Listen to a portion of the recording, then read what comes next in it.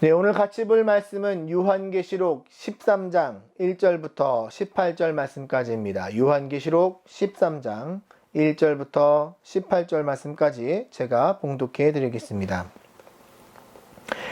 내가 보니 바다에서 한 짐승이 나오는데 뿔이 10이요 머리가 7이라. 그 뿔에는 10왕관이 있고 그 머리들에는 신성모독하는 이름들이 있더라.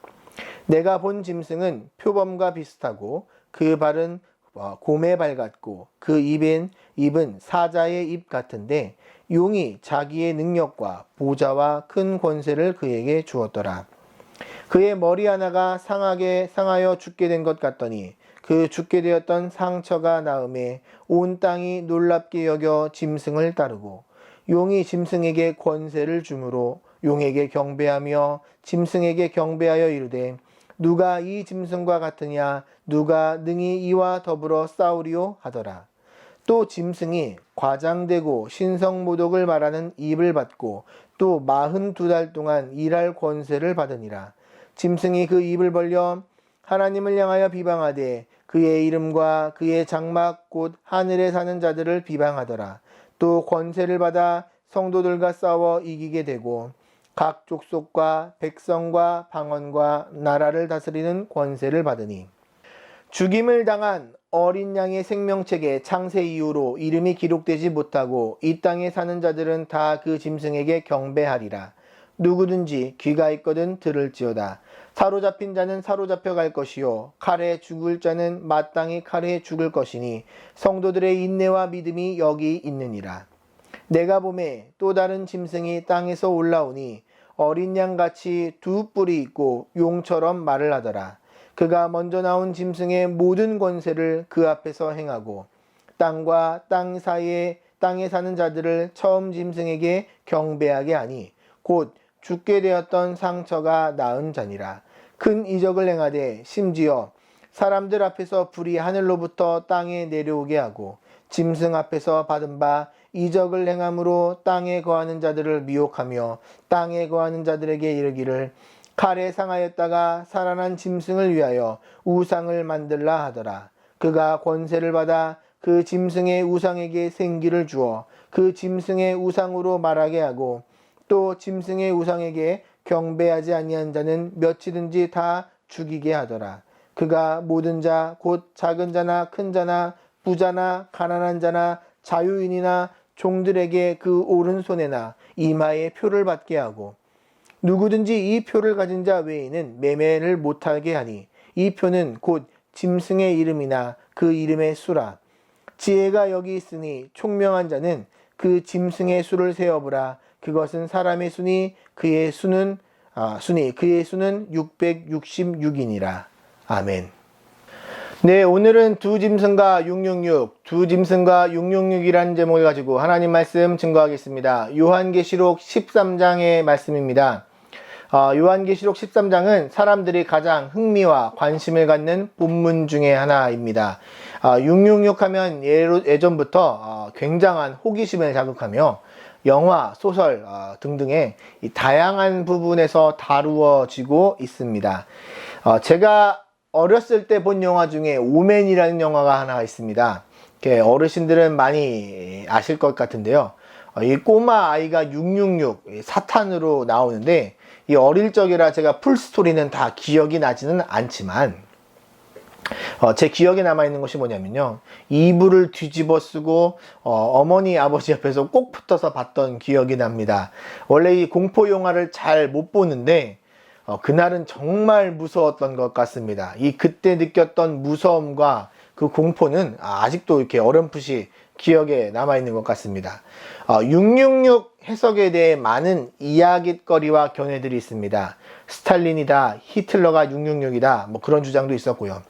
1980년도 신용카드가 처음 등장했을 때 어떤 사람들은 앞으로 이제 신용카드가 없으면 거래가 안 될 것이다, 신용카드가 666이다 라고 주장했었습니다. 또는 바코드가 666이다 이런 주장도 있습니다. 그 다음에 슈퍼컴퓨터가 이렇게 나오게 되는데요, 그 슈퍼컴퓨터의 이름이 비스트, 짐승이다 이러면서 그 숫자 값을 매기면 666이 된다, 이제 그런 주장도 있었습니다. 1994년 EU가 처음 나타났을 때 EU가 666이다. 앞으로 이런 유럽연합이 모여서 힘을 모아가지고 전쟁이 발생할 건데 그것이 아마겟돈이라는 주장도 있었습니다. 가장 최근에는 베리칩, 그러니까 미국에서 나왔던 그 의학용으로 쓰인 그 베리칩이 666이다라는 주장도 또한 있었습니다. 그만큼 666에 대한 사람들의 관심과 두려움이 항상 내재되어 있는 것 같습니다. 오늘 설교는요, 무엇이 666이다 라는 것을 밝히는 데 중점이 있는 것이 아닙니다. 교회 역사를 보면 과거에도 666이라 주장했던 것들이 계속해서 있었었고요. 앞으로도 계속해서 그런 해석을 시도하려는 경우가 있을 것입니다. 이렇게 억지로 성경을 풀어내는 해석은 저희가 좀 경계하고요. 제가 분명하게 말씀드릴 수 있는 것은 뭐냐면 666은 어떤 한 가지를 지칭하는 것이 아니라 이 어둠의 세력으로 예수 그리스도의 재림 전까지 계속해서 성도들을 핍박하는 세력일 뿐이라는 것입니다. 여러분, 마귀는 우리를 넘어뜨리려고 여러 가지 모양과 방법으로 우리를 유혹하고 핍박합니다. 여러분, 그것이 666의 실체입니다. 어떤 한 가지를 가지고 성경에서 이것이 666이다 라고 주장하는 것은 좀 위험한 해석입니다. 저희 교회가 구약 한 번 그리고 신약 한 번 이 번갈아 가면서 말씀을 살펴보고 있습니다. 그 이유는 말씀을 어느 한쪽으로 좀 치우치지 않고 균형 있게 들음으로 건강한 신앙생활을 하기 위해서입니다. 요한계시록의 말씀을 전하면서 제가 서두에 처음에 이런 말씀을 드렸었습니다. 요한계시록은 성도를 겁주기 위해, 무섭게 하기 위해 기록된 책이 아니라 믿음을 지키기 위해 이 역경 속에 있었던 그 당시 소아시아 7교회와 그리고 오늘을 살아가는 우리들에게 하나님의 위로의 책이요 격려의 책이요 약속의 말씀이다 라고 말씀을 드렸습니다. 여러분, 우리가 이 말씀들을 통해서 바라봐야 될 것은 뭐냐면 어린 양이신 예수 그리스도이지 재앙과 환난과 666이 요한계시록의 중요한 포인트는 아니라는 것입니다. 지난주 말씀드렸듯이 요한계시록 12장과 13장의 말씀은 영적 전투라는 흐름에서 봐야 하고요.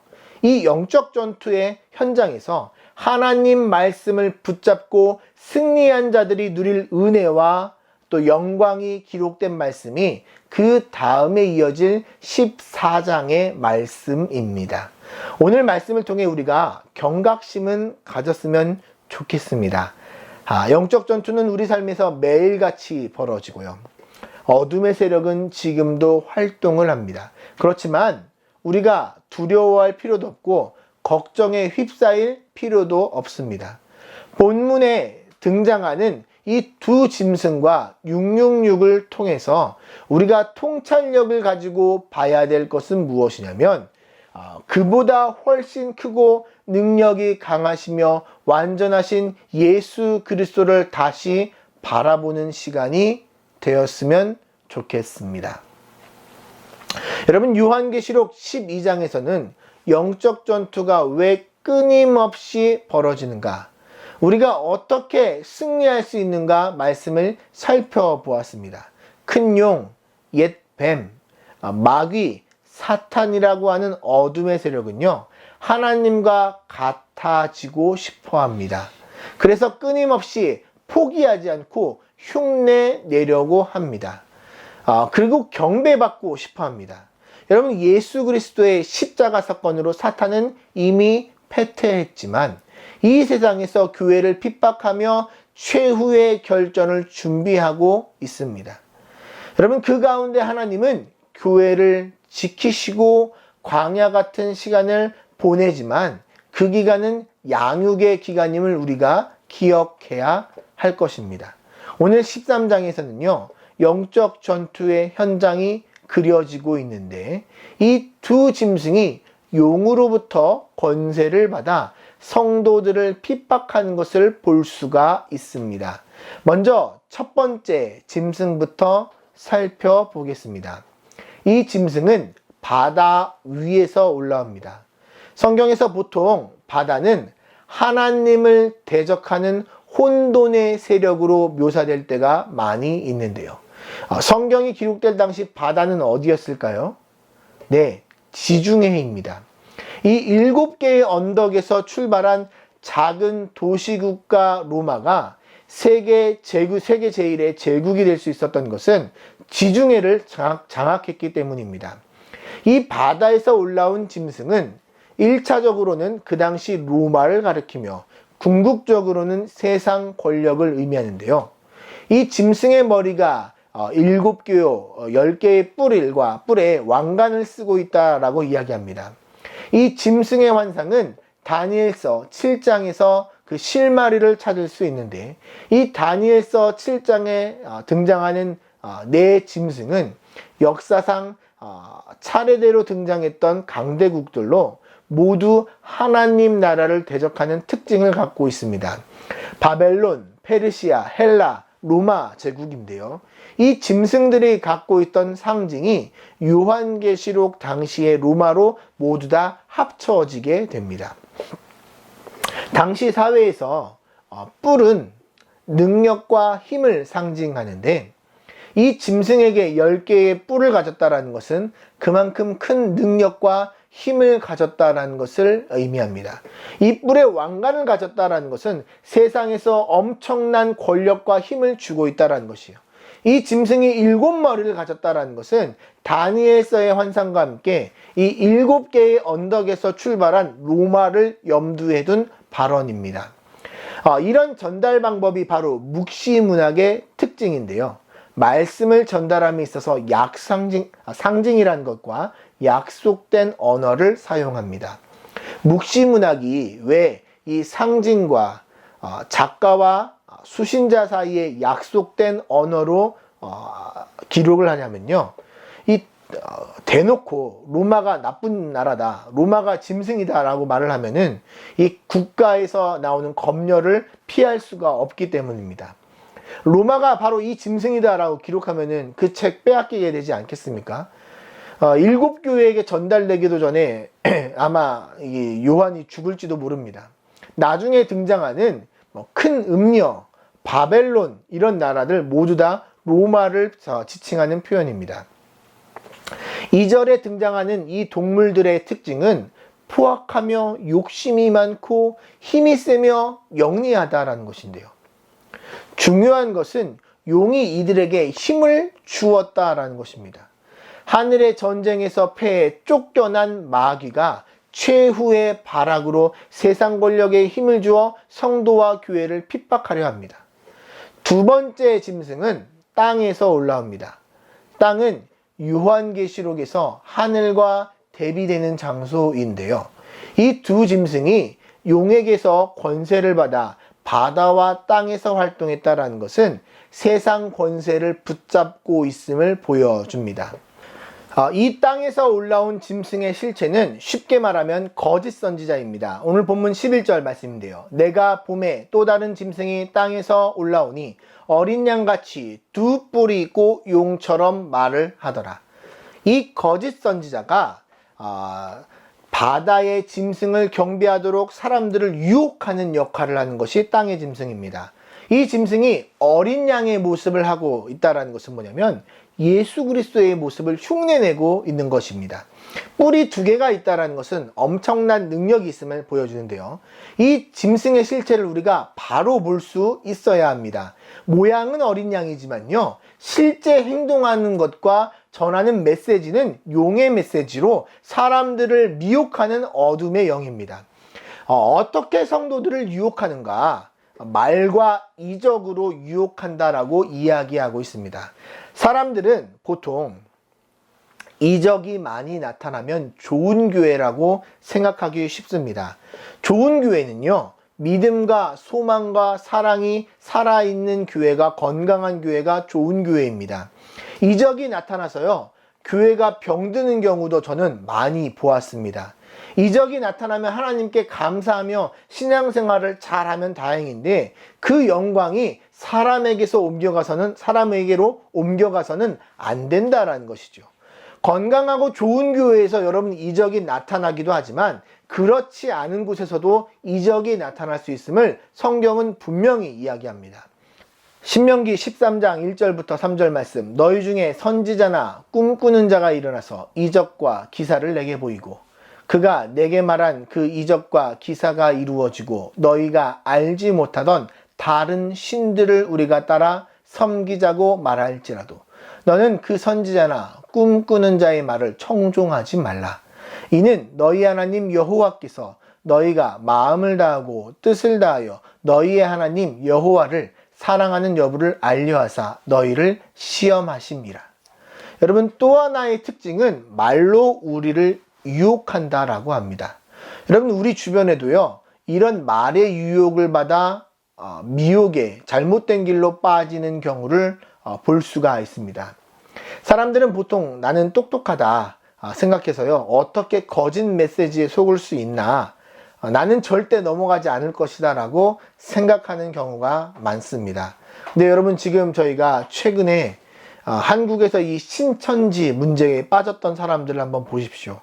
여러분, 거기에 미혹됐던 사람들이 지성이 모자라서 빠졌을까요? 여러분, 성경 공부 수료자만 25만 명이 넘는다라고 합니다. 엄청난 인원이죠. 여러분, 이게 미혹의 영이 역사했기 때문에 이런 일이 벌어지는 것입니다. 2016년도 종교조사 결과가 있는데요. 자칭, 그러니까 스스로 재림 예수라고 주장하는 사람이 한국에 몇 명 있을까요? 한국에만 자칭 예수가 60명이 넘습니다. 모세도 있고 엘리야도 있고 심지어 자칭 하나님이라고 주장하는 사람도 있습니다. 여러분, 이런 이단의 특징이 무엇인가요? 거짓 교리로 사람들을 미혹해서 시선을 돌리게 만듭니다.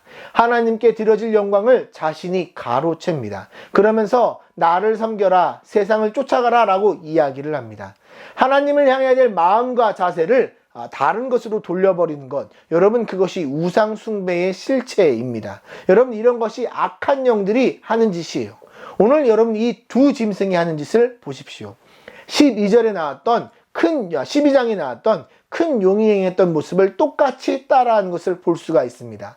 여러분, 이 두 짐승도 하는 짓이요, 예수님을 따라하려고 발버둥칩니다. 3절 말씀, 그의 머리 하나가 상하게 되어 죽게 된 것 같더니 죽게 되었던 상처가 나음에 온 땅이 놀랍게 여겨 짐승을 따르고. 여러분, 이 짐승이 지금 누구를 따라하고 있습니까? 바로 부활하신 예수님을 따라하고 있습니다.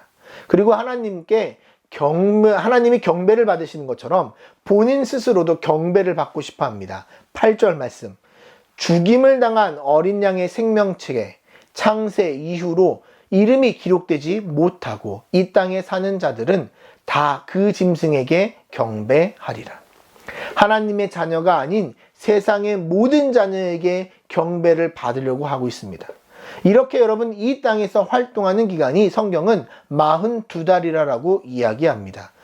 다른 표현으로 1260일, 한때, 두때, 그리고 반때. 그 기간이 바로 42달입니다. 여러분, 이 기간은 예수 그리스도의 초림과 재림 사이의 기간으로서 예수님께서 이미 승리하신 기간입니다. 하나님 약속된 나라가 임하였지만 아직 완성되지는 않은 already 그리고 not yet 사이의 그 기간입니다. 굉장히 아이러니한 기간인데요. 성경은 왜 이 기간을 이야기하는가? 이 42달 동안 고난과 고통과 역경이 있지만 동시에 하나님 성도는 하나님의 보호와 양육을 받으며 승리를 경험하는 기간이 바로 이 기간입니다. 이 기간을 성경은 어떻게 보내라고 이야기하냐면 9절과 10절에 이렇게 권면합니다. 누구든지 귀가 있거든 들을지어다. 사로잡히는 자는 사로잡혀 갈 것이요 칼에 죽을 자는 마땅히 칼에 죽을 것이니 성도들의 인내와 믿음이 여기 있느니라. 무슨 말씀입니까? 죽기까지 인내와 믿음을 지킬 것을 각오해라. 죽음의 위협이 있어도 끝까지 따르겠다라는 결단을 놓지 말라라는 권면 아닙니까? 어찌 보면 지금 우리에게 필요한 신앙적인 자세가 이것이 아닌지 모르겠습니다. 락다운이 연장되면서 힘들고 어려운 시기에 나는 인내와 믿음으로 내 신앙을 지키겠다. 그 각오가 필요한 시점이 지금이 아닐까 싶습니다. 다 같이 모여서 예배드리지 못하는 상황에서 영적으로 또 다운되시거나 힘들어하는 가정들이 있습니다. 온라인으로 예배드리면서 예배에 잘 집중하지 못하는 분들도 분명히 계실 것입니다. 그렇지만 지금 우리가 어렵지만 우리가 이 과정을 통과하고 났을 때 지난 날을 돌아보면서 이 기간이 신앙이 다져지는 그런 기간이 되었으면 고백하는 날이 속히 오기를 바랍니다. 저는 요즘 집에서 말씀 준비랑 하반기에 있을 수업을 준비하면서 지금 말씀을 좀 공부하고 있는데요. 요즘 최근에 신명기 말씀을 보며 하나님을 사랑하는 것에 대해서 제가 굉장히 묵상을 좀 많이 하고 있습니다. 그러면서 제 마음 가운데 주신 기대가 하나 있는데요. 힘들고 어려운 기간을 지났을 때, 그리고 그 시간을 보내고 나서 우리 성도님들이 같이 모여 예배드렸을 때 요한계시록과 같은 은혜와 하나님의 그런 터치하심이 우리들에게 있었으면 좋겠다. 요한계시록 그 당시 성도들은 여러분 삶에서 매일같이 처절한 전쟁터, 힘든고 어려운 한 주간을 보내고 교회에 왔을 것입니다. 그리고 그 가운데 주일날 같이 모여 한 주간 주셨던 마음과 은혜를 나누며 기뻐했을 것입니다. 사랑하는 여러분, 소망의 주요 만물을 주관하시는 주님을 바라보는 은혜가 있기를 소망합니다. 여러분, 우리에게는 주님이 있습니다. 완전하시고 전능하신 그 주님의 끝까지 따라가는 우리 성도들이 되었으면 좋겠습니다. 여러분, 두 짐승과 큰 용이 아무리 핍박하고 우리를 유혹한다 할지라도 여러분, 마귀는 666밖에 되지 않는다라는 것이 오늘 본문의 메시지입니다. 요한계시록 7장과 14장은요, 하나님께 인을 맞은 14만 4천 명이 기록되어 나옵니다. 이들은 주님께로부터 인침을 받은 거룩한 신부의 숫자인데요. 이 숫자는 절대 숫자가 아니라 상징수로서 셀 수 없는 허다한 무리를 의미하는 표현입니다. 요한계시록에서 오른손과 이마에 666표를 받은 자들은 하나님의 인맞은 자들과 대비되는 자들입니다. 구약에 보면 하나님의 선지자들 가운데는 이마에 표를 받은 사람들이 있었습니다.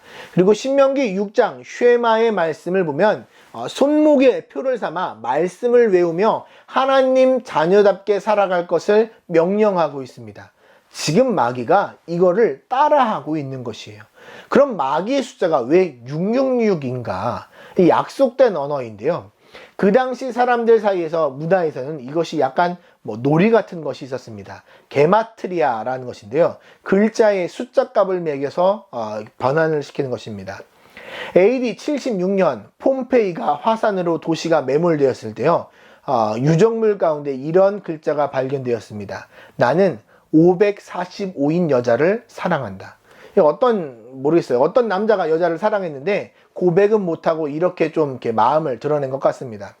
666을 게마트리아로 추정을 해보면 이 이름의 값이 누가 나오냐면 네로 카이사르가 나옵니다.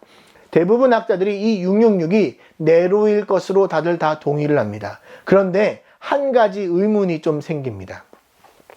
요한계시록이 쓰일 당시의 황제는 도미티안이라 있는데 왜 네로의 이름을 가져왔는가 하는 점입니다.